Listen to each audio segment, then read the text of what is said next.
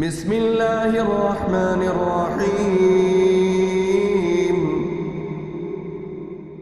عما يتساءلون عن النبأ العظيم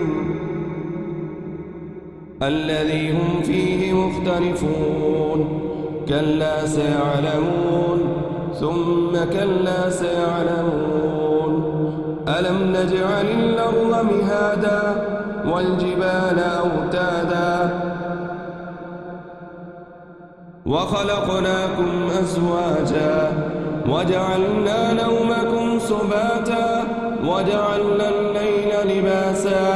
وجعلنا النهار معاشا وبنينا فوقكم سبعا شدادا وجعلنا سراجا وهاجا وأنزلنا من المعصرات ماء ثجاجا لنخرج به حبا ونباتا وجنات ألفافا إن يوم الفصل كان ميقاتا يوم ينفخ في الصور فتأتون أفواجا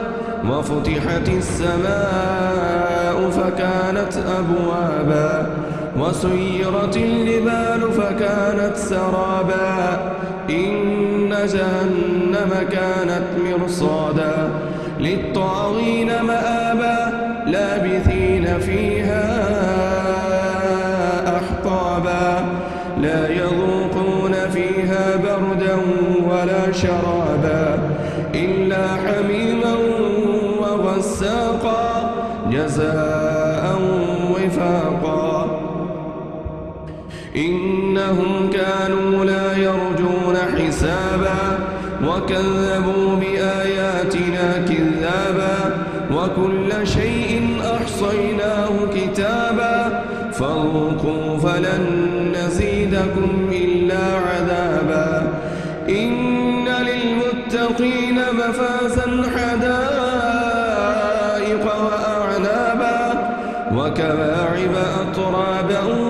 وكأسا دهاقا لا يسمعون فيها لغوا ولا كذابا جزاء من ربك عطاء حسابا رب السماوات والأرض وما بينهما الرحمن لا يملكون منه خطابا يوم يقوم الروح والملائكة صفا لا يتكلمون إلا